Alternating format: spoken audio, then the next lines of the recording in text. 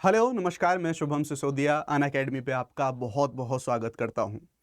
अभी कुछ ही दिनों में यूपीएससी के जो इंटरव्यूज़ हैं वो शुरू होने वाले हैं, लेकिन यूपीएससी के इंटरव्यू शुरू होने से पहले ही यूपीएससी के इंटरव्यू से रिलेटेड एक बड़ी जो कंट्रोवर्सी, एक जो विवाद है, वो विवाद खड़ा हुआ है।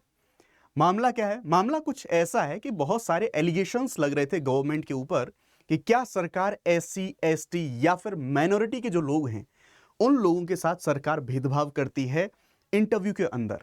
क्योंकि कुछ लोगों ने ऐसे डेटा सामने प्रस्तुत किए, उन डेटाज में दिखाने की कोशिश करी गई कि भाई जो एससी, एसटी और जो माइनॉरिटी के लोग हैं उनके मेंस एग्जामिनेशन में उनके मार्क्स बहुत अच्छे आते हैं, लेकिन इंटरव्यू के अंदर उनके मार्क्स कम होते हैं।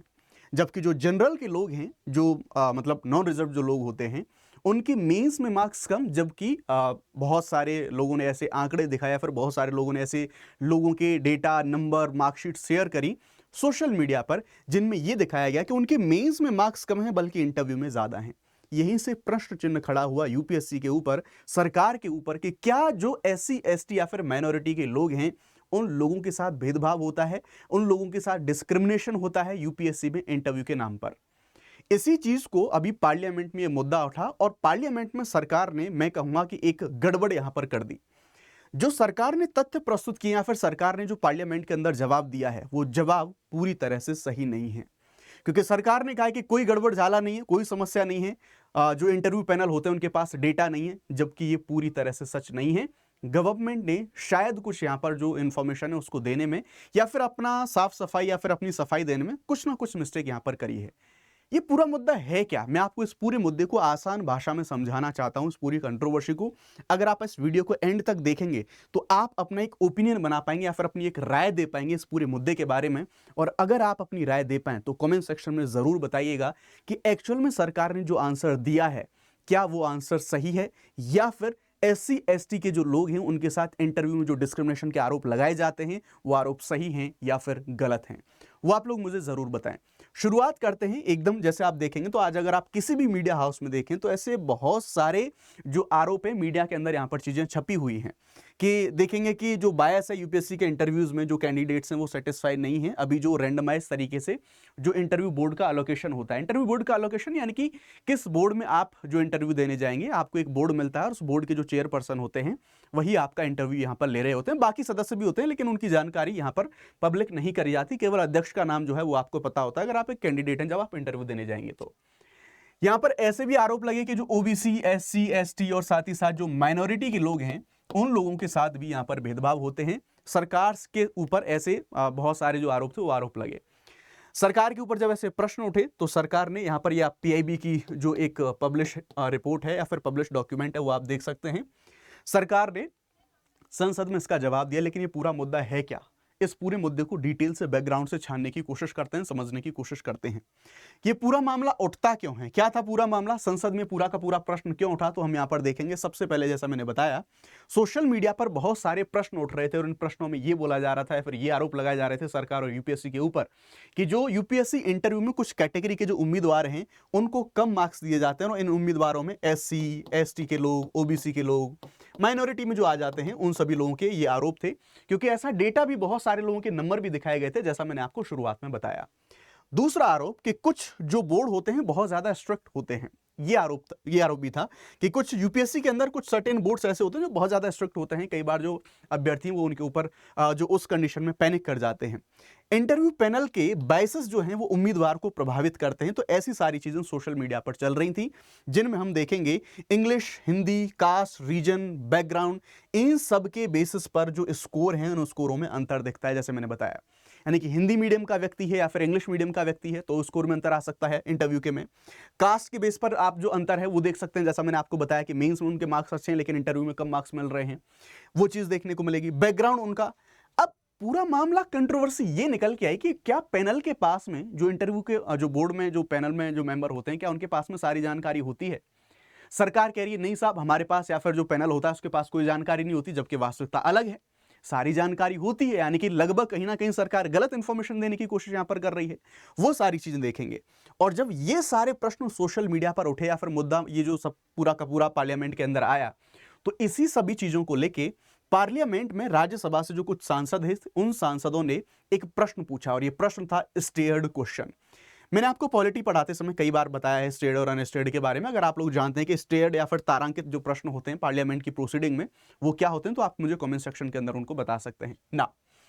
सांसदों ने सरकार से क्या क्या सवाल पूछे, जो जिन चीजों पर डाउट था, क्या क्या क्वेश्चंस यहां पर सांसदों के द्वारा पूछे गए सरकार से कि भाई क्या क्या जो इश्यूज हैं, और उस बारे में फिर सरकार ने क्या जवाब दिए, क्या सरकार ने सफाई दी, उन चीजों को हम समझेंगे। यहां पर प्रश्न पूछा गया कि जो यूपीएससी इंटरव्यू में कास्ट, रीजन, लैंग्वेज, इन सबके बायस क्या मौजूद हैं, और अगर ऐसे कुछ बायस मौजूद हैं तो सरकार इन बायस से या फिर इन समस्याओं से लड़ने के लिए क्या प्रोविजन कर रही, क्या कदम उठा रही, वह सारी चीजें आपको बतानी है। देन हम देखेंगे क्या इंटरव्यू बोर्ड को उम्मीदवार की जानकारी दी जाती है। यह प्रश्न पूछा गया कि जो आप डेफ भरते हैं उसमें जो इंफॉर्मेशन है, या फिर जो भी पैनल में जो भी मेंबर आपके सामने बैठे हैं, क्या उस उम्मीदवार जो इंटरव्यू देने जाने वाला है उसकी सारी इंफॉर्मेशन उसके पास है, क्या सारी जानकारी उसको दी जाती है। अगला प्रश्न था क्या यूपीएससी ट्रांसपेरेंसी बढ़ाने के लिए कोई और रिफॉर्म करेगा। यहां पर कि भाई रिफॉर्म की डिमांड बहुत सारी होती है, लेकिन आप सब लोग जानते हैं किस तरह से चेयरमैन साहब थे, एक आके एक ओपन जो एक सेमिनार टाइप का करते हैं, संसद टीवी पर आके लोगों से बातचीत करते हैं, जिसे टाउन हॉल के रूप में भी जाना गया था, और वो वहां पर दरअसल अपना साफ सफाई देके और निकल गई। कोई भी कैसे भी रिफॉर्म की संभावना नहीं जताई गई थी स्टिल वहां पर भी। और अगेन फिर से यहाँ पर यूपीएससी और सरकार की मंशा कुछ ऐसी, आरोप चाहे कितने भी लगते रहे, ऑलमोस्ट लगभग हम कह सकते हैं कोई भी कैसे भी रिफॉर्म की बात यूपीएससी में नहीं यहाँ पर करी गई है। फाइनल कंक्लूजन में उनके बारे में बताऊंगा, लेकिन पूरे इस मुद्दे को क्रोनोलॉजी में समझने की कोशिश करते हैं। सरकार ने क्या जवाब दिया। जब सरकार से ये सारे प्रश्न पूछे गए, पार्लियामेंट के अंदर जो सांसद थे उन्होंने जब ये प्रश्न पूछे, तो सरकार ने यूपीएससी से लिखित में जवाब मांगा। यूपीएससी को ये मामला भेजा गया क्योंकि यूपीएससी अपने आप में हम कहेंगे एक संवैधानिक एक संस्थान है, एक स्वायत्त निकाय है, तो उन्हीं का पूरा डोमेन ये बनता है। तो उनसे फिर जो प्रश्न है या फिर जो जानकारी, वो जानकारी उनको मांगी गई। जानकारी सारी उनसे जब मांगी गई तो यूपीएससी से जब सारी जानकारी लिखित में आ गई तो डीओपीटी के राज्य मंत्री जी हैं, उन्होंने संसद में इन सभी चीजों के जवाब दिए। राज्य मंत्री साहब का, फिर मैं कहूंगा जो सरकार का प्रतिनिधित्व तो वहां पर कर रहे थे, उन्होंने क्या क्या जवाब दिए, आइए उन जवाबों को समझने की कोशिश करते हैं। पहला, यूपीएससी इंटरव्यू सिस्टम में किसी भी प्रकार का कोई भेदभाव नहीं है, पहली सफाई उन्होंने यहां पर इस तरह की दी। दूसरा, उम्मीदवारों को इंटरव्यू बोर्ड में रैंडमली अलॉट किया जाता है। ठीक है, चलो ये बात भी हमने मान ली कि आप रैंडमली अलॉट कर रहे हैं, लेकिन ये कह रहे हैं यहां पर कि जो इंटरव्यू है, इस इंटरव्यू बोर्ड को उम्मीदवार के बारे में 3 चीजें नहीं बताई जाती। ये जो पॉइंट है, इस पॉइंट पर बहुत सारे जो क्वेश्चन मार्क हैं, वो क्वेश्चन मार्क यहां पर लग रहे हैं। क्यों? क्योंकि सरकार ने जवाब में ये कहा है कि जैसे जो उम्मीदवार की कैटेगरी है, वो कैटेगरी क्या है, रिटन एग्जाम में मार्क्स हैं, वो मार्क्स क्या बने हैं, बैकग्राउंड क्या है, आइडेंटिटी रिलेटेड डिटेल क्या है। सरकार ये कह रही है कि पैनल के पास कुछ नहीं होता।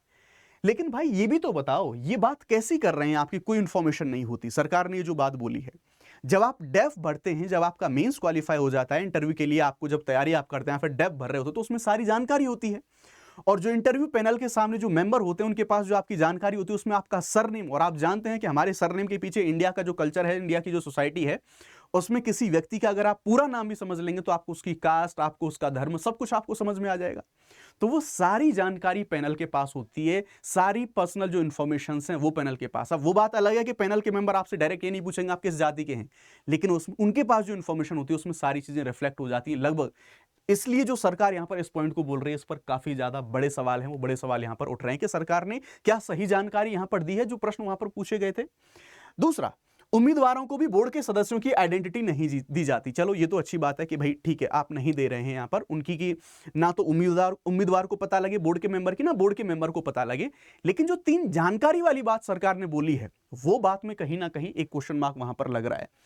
ट्रांसपेरेंसी के लिए सरकार यहां पर कह रही है कि देखो साहब, हम ट्रांसपेरेंसी मेंटेन करने के लिए हम एक रिटन एग्जाम और इंटरव्यू मार्क्स जो हैं वो सारी चीजें सार्वजनिक करी जाती हैं। ठीक है, अच्छी बात है, लेकिन ये जो बात है ना इंटरव्यू पैनल के सामने, इस चीज पर मैं भी आपको आऊंगा, तो वीडियो में बने रहिएगा।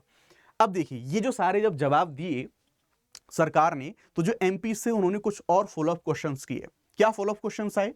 उनमें पहला क्वेश्चन आया, भाई ये बताओ, अगर आपने ये कहा कि हम बायस नहीं है, या फिर सरकार में जो इंटरव्यू में जो फिर पैनल में जो लोग बैठते हैं, या फिर जो यूपीएससी का पैनल होता है, वो बायस नहीं है, अगर आप ये कह रहे हैं कि ये बायस नहीं है, तो फिर मार्क्स में वेरिएशन क्यों होता है ना? इन्होंने ये पूछा। अब मैं आपको यहां पर क्वेश्चन आंसर फॉर्म में बताने की कोशिश करूंगा कि फॉलोअप क्वेश्चन क्या पूछे गए, सरकार ने उसका जवाब यहां पर क्या दिया। तो सरकार ने इसका जवाब दिया कि साहब देखो, वेरिएशन इसलिए होता है क्योंकि जो पर्सनैलिटी टेस्ट होता है वो एक सब्जेक्टिव होता है, यानी कि सब्जेक्टिव का मतलब यह है कि आप कुछ और समझ रहे हैं, आपको किसी की पर्सनैलिटी कैसी है, किसी की पर्सनैलिटी कैसी है, तो जिसकी जैसी पर्सनैलिटी उसके हिसाब से वहां पर जो मार्क्स का अलोकेशन है वो अलोकेशन होता है। तो इतना सारा डेटा कैसे मैच हो रहा है कि जो SC ST OBC के जो लोग हैं, माइनॉरिटी के लोग हैं, उन सबके मार्क्स कम इंटरव्यू में, और जो जनरल के लोग हैं उनके मार्क्स जो हैं कंपैरेटिवली ठीक ठाक हमें देखने को मिल रहे हैं, जैसा लोग सोशल मीडिया पर आरोप लगा रहे हैं, कुछ तथ्यों को प्रस्तुत कर रहे हैं। अगला फॉलो प्रश्न यह था कि क्या इंटरव्यू को वीडियो रिकॉर्ड किया जाना चाहिए सो दैट एक जिम्मेदारी, एक ट्रांसपेरेंसी वो बनी रहे। इंटरव्यू को रिकॉर्ड, जैसे मॉक इंटरव्यू में आपने देखा होगा, इसी तरह से मेन इंटरव्यू को भी रिकॉर्ड की बात पूछी गई या फिर पूछा गया कि क्या हम ऐसा कर सकते हैं कि जो मॉक इंटरव्यू हैं उनको भी हम रिकॉर्ड करें। तो सरकार ने यहां पर इसके पीछे ये आर्गुमेंट दिया कि नहीं, हम ऐसा नहीं कर सकते, नहीं ऐसा भी कोई प्लान है। क्यों? क्योंकि अगर हम वहां पर रिकॉर्डिंग करेंगे, कैमरा एंड ऑल सारे सेटअप्स लगाएंगे, तो उससे जो एक नेचुरल एनवायरमेंट है इंटरव्यू का वो बाधित हो सकता है, उसमें बाधा यहां पर क्रिएट हो सकती है। अगला प्रश्न था, क्या इंटरव्यू वेटेज कम किया जा सकता है, यानी कि जो मार्क्स होते हैं इंटरव्यू के, क्या उन मार्क्स को हम कम करें सो दैट जो ज्यादा परिणाम है या फिर सीधा परिणाम है मेंस के स्तर पर ही ज्यादा चीजें आए। तो सरकार ने यहां पर इसके बारे में यह कहा कि देखो भाई, संविधान के अनुसार मार्क्स और ये पैटर्न ऑल ये सारी चीजें यूपीएससी के ऊपर हैं, और यूपीएससी एक स्वायत्त संस्थान है, सरकार की इसके ऊपर कोई भी कंट्रोल नहीं है, तो जैसा यूपीएससी करेगा वो करता रहेगा। मतलब यहां पर काइंड ऑफ ऐसी चीजें कि मतलब अगर सरकार कुछ कही या सरकार चाहेगी तो यूपीएससी, या फिर यूपीएससी पूरी तरह से ऐसे जैसे सरकार नहीं चाहती, काइंड ऑफ ये एक विगनेस इस आंसर में हमें यहां पर देखने को मिलती है कि जो 275 मार्क्स वेटेज है वो कॉन्स्टिट्यूशन के अनुसार यूपीएससी तय करता है, सरकार का ये काम नहीं है। इस तरह से सरकार कह के यहां पर बचती हुई दिखाई दी है। लेकिन अब सरकार के इन जवाबों के ऊपर बड़े प्रश्न लगते हैं, बड़े क्वेश्चन मार्क यहां पर लग सकते हैं। जैसे आप एक्स पे या फिर जो ट्विटर है उस ट्विटर पे कुछ जो यूजर्स हैं उनके यहां पे आप उनके जो विचार हैं और जो सच्चाई है वो भी आप देख सकते हैं। जस्ट फॉर एग्जाम्पल, जैसे मुनाल सर ने भी कहा है कि ये जो सारी बातें हैं मिथ्या हैं, कि जो पूरा का पूरा कैंडिडेट का बायोडेटा होता है, जब आप पूरा डेफ भरते हैं तो पूरा बायोडेटा जो पैनल के मेंबर्स होते हैं उन मेंबर के सामने होता है, और वो जो मेंबर हैं वो सब देख पाते हैं, उनका सरनेम क्या है, उनका कास्ट क्या है, सब कुछ पता लग जाता है। तो सरकार जो ये कह रही है ना कि हाँ हमारे पास कोई इंफॉर्मेशन नहीं होती, ये काफी तरीके से मैं कह सकता हूं सच तो एटलीस्ट ये नहीं है ना। साथ ही आप यहां पर क्या देख सकते हैं, एक कैंडिडेट है जिन्होंने जिन्होंने इंटरव्यू दिया है, उन्होंने ये बात बताई कि नहीं ऐसा नहीं है, और उन्होंने कुछ स्क्रीनशॉट भी यहां पर शेयर करे हैं एक्स के ऊपर। जैसे आप देखें यहां पर जो बात करी गई है, कास्ट एज मेंशन्ड सारी इंफॉर्मेशन है, जैसे अहीर हरियाणा का व्यक्ति है, ठीक है, नॉन क्रीमी लेयर में आते हैं, तो भाई है तो सही इंफॉर्मेशन, और क्या चाहिए। उसके बाद आप देख सकते हैं यहां पे ये लिखा हुआ है मुस्लिम। जब आप डेफ भरवा रहे हैं, सारी जानकारी आपके पास है और ये इंफॉर्मेशन लगभग सारी पैनल्स के पास में होती है, आप कैसे कह सकते हैं कि सरकार के पास में सारी जानकारियां नहीं होती। तो ये काफी सारे जो सरकार ने जवाब दिए हैं, इनके ऊपर प्रश्न काफी यहां पर खड़े होते हैं। अब फाइनल कंक्लूजन, यानी कि पूरी तरह से सरकार ने भाई साहब इसको फेयर मान लिया है। सरकार कह रही है कि मार्क्स को हम पब्लिश करते रहेंगे, कोई बदलाव नहीं करेंगे। साथ ही साथ जो मार्क्स नहीं बताए जाएंगे, जो बोर्ड होता है उसको उम्मीदवार की कैटेगरी मार्क्स जो डिटेल है वो नहीं बताई जाएगी, सरकार ऐसा कहते हुए बच रही है। साथ ही साथ कोई भी नई इंक्वायरी या रिफॉर्म अनाउंस नहीं किया गया है, सरकार ने मना कर दिया, हम कोई भी कैसा भी रिफॉर्म यहां पर नहीं करने वाले हैं। तो ये था भाई पूरा मामला। बाकी आपका जो ओपिनियन है वो कमेंट सेक्शन में बता सकते हैं। यस, अनअकैडमी के प्लस कोर्सेज को अगर आप परचेज करना चाहते हैं, 20% का ऑफर है, आप इन कोर्सेज को अवेल कर सकते हैं। प्लस बैचेज में यूट्यूब पे मैं आपको इंडियन पॉलिटी एंड कॉन्स्टिट्यूशन पढ़ाता हूं, इंटरनेशनल रिलेशंस, ये 2 सब्जेक्ट आप मेरे साथ यहां पर कवर कर सकते हैं। फॉर मैक्सिमम डिस्काउंट आप शुभ 50 कोड का इस्तेमाल कर सकते हैं, राइट।